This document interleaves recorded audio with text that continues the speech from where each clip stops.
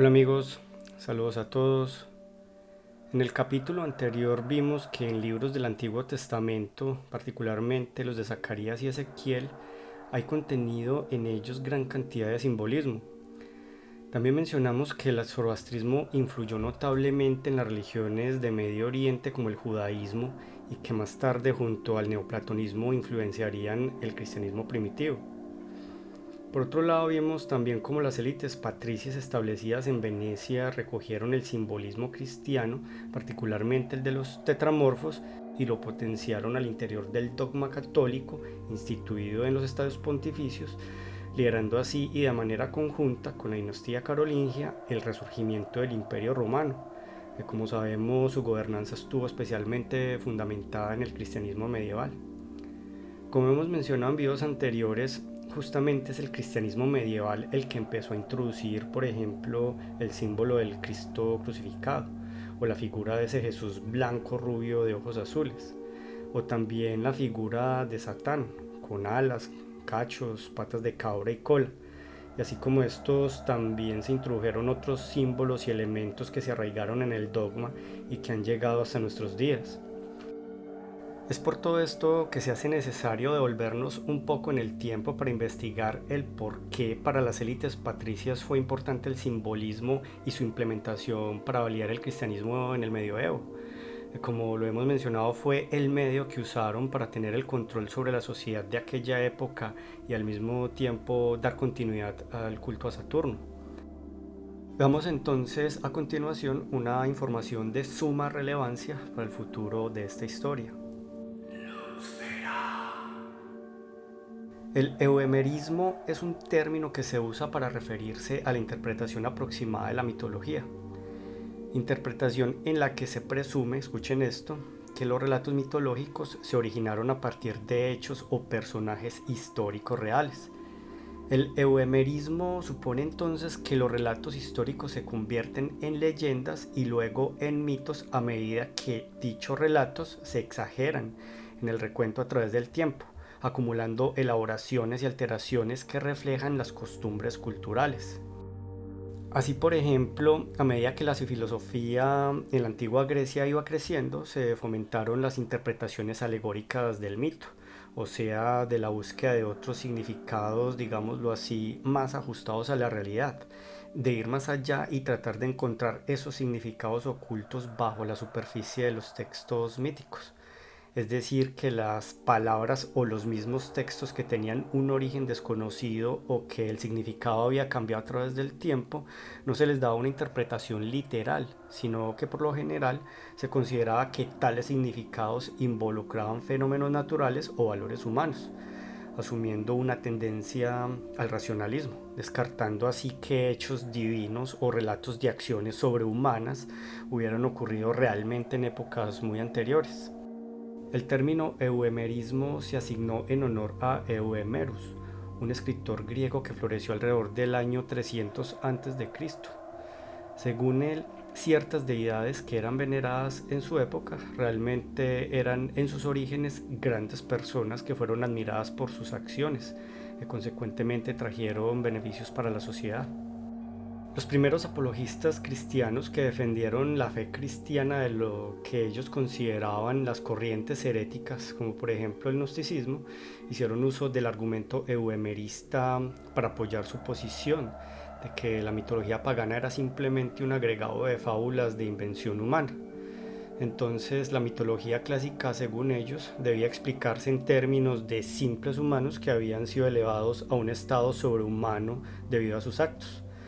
De esta manera, los primeros padres de la iglesia pudieron incorporar mitos del pasado pagano culturalmente autoritario en un marco cristiano mientras sincretizaban su significado religioso.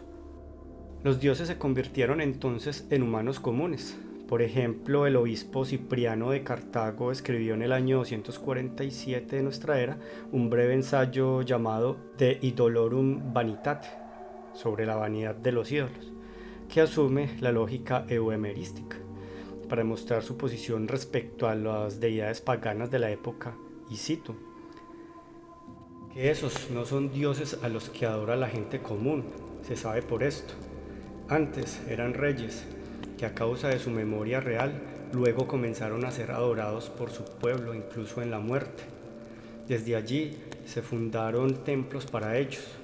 De allí se esculpían imágenes para retener los semblantes de los difuntos por la semejanza, y los hombres sacrificaban víctimas y celebraban días festivos para darles honor.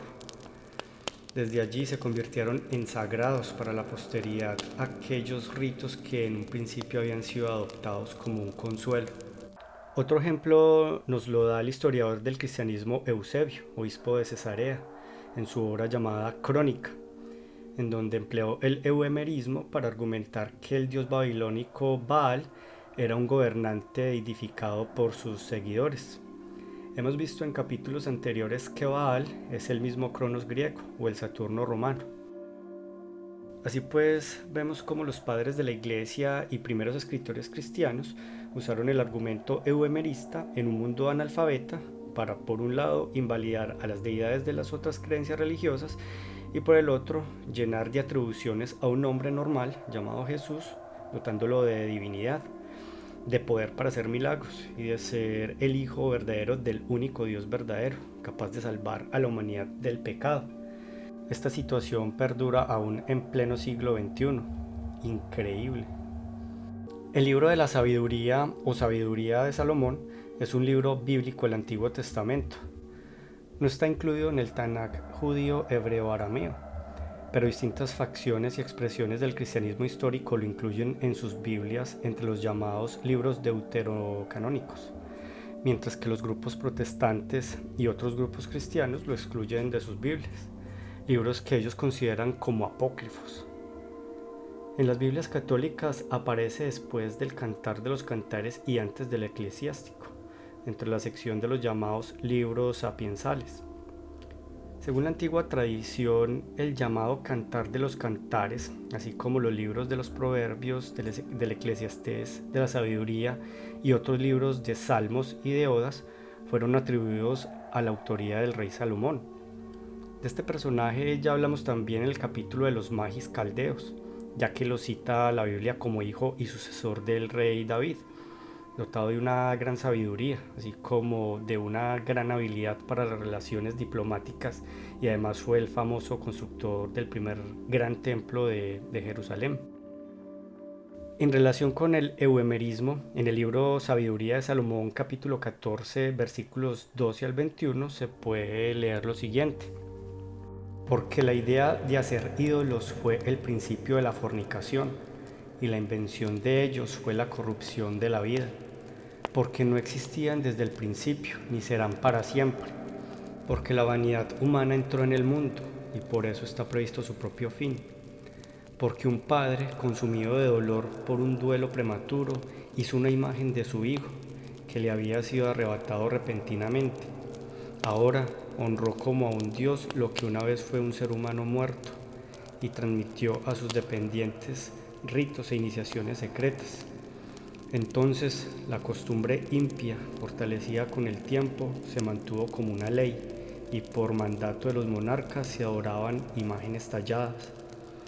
Cuando la gente no podía honrar a los monarcas en su presencia, porque vivían lejos, imaginaban su apariencia a lo lejos e hicieron una imagen visible del rey a quien honraban, para que con su celo halagaran al ausente como aunque presente.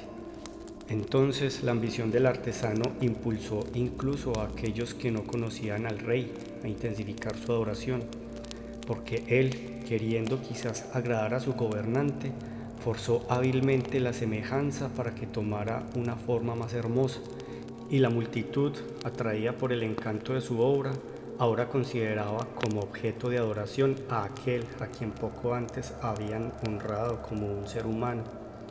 Y esto se convirtió en una trampa escondida para la humanidad, porque la gente, en la esclavitud de la desgracia o de la autoridad real, otorgó a objetos de piedra o madera el nombre que no debe ser compartido. Respecto al euhemerismo en la teoría del mito de Cristo, el consenso académico dominante en la actualidad sostiene que Jesús fue una figura histórica que vivió en la Palestina romana del siglo I y que fue bautizado y crucificado. Más allá de eso, los estudiosos de la corriente principal no tienen consenso sobre la historicidad de los otros detalles principales de las historias de los evangelios, o sobre la medida en que las epístolas paulinas y los evangelios reemplazaron el Jesús humano histórico con una narrativa religiosa de un Cristo de la fe sobrenatural. Entonces, se argumenta ampliamente que nunca existió un Jesús histórico y que un personaje mitológico fue posteriormente historizado en los evangelios. Algunos autores sostienen que las fuentes sobre Jesús están tan oscurecidas por mitos y dogmas que, abro comillas, ya no podemos estar seguros de que alguna vez haya habido una persona real en la raíz de todo el asunto, cierro comillas. Una visión más cercana a la posición dominante es que el Jesús histórico fue un predicador galileo cuyos detalles sobre él se agregaron al Jesús mítico de Pablo de Tarso. Así pues, se cuestiona la confiabilidad de las epístolas paulinas y los evangelios para establecer la historicidad de Jesús. Los expertos argumentan que hay falta de información sobre Jesús en fuentes no cristianas del primer siglo y principios del segundo, y argumentan que el cristianismo primitivo tuvo orígenes sincretistas y mitológicos, como se refleja tanto en las epístolas paulinas como en los evangelios, siendo Jesús un ser celestial que se concretó en los evangelios. En este sentido, se hace entonces necesario tratar de poner luz sobre la oscuridad que hasta la actualidad siempre ha permanecido en el Nuevo Testamento de la Biblia y sus autores. Para muchos de ustedes les será familiar el asunto sobre los evangelios apócrifos. Los evangelios apócrifos o extracanónicos son los escritos surgidos en los primeros siglos del cristianismo en torno a la figura de Jesús de Nazaret, que no fueron incluidos ni aceptados en el canon de la Biblia. Cuando un determinado escrito o libro merece ser considerado como parte de la Biblia, se dice que es canónico. Cuando el carácter canónico de un escrito reconocido tardíamente, se dice que es deuterocanónico. Así pues, a los evangelios apócrifos se les dio el nombre de evangelios por su aspecto, es decir, por su similitud con los 4 evangelios admitidos en el canon del Nuevo Testamento. Sin embargo, estos difieren de los evangelios hoy llamados canónicos en estilo y en contenido, y fueron abrupta o progresivamente desestimados por las autoridades del cristianismo primitivo para el anuncio de lo que se conoce como la buena nueva o la buena noticia, que es el término como se tradujo la palabra evangelio. Así pues, como hay evangelios apócrifos, también existen hechos de los apóstoles apócrifos y hasta varios apocalipsis apócrifos, como el caso del Apocalipsis de Pedro. Por tanto, surge la pregunta si hay tantos textos sagrados que datan de la misma época y tienen gran contenido, digámoslo así, espiritual, como por ejemplo el Evangelio de Tomás, porque solo se aceptaron los libros que hoy son considerados canónicos y se descartaron los otros. Para nosotros en Luxfera la respuesta es simple y apunta directamente a los primeros padres de la iglesia, pero especialmente a Pablo de Tarso. En el próximo capítulo vamos a profundizar un poco más en la vida y obra de Pablo de Tarso, el falso apóstol. Por el momento lo podemos dejar hasta aquí para no ser más largo este video. Así que muchas gracias por vernos y nos vemos entonces en el próximo. Hasta pronto.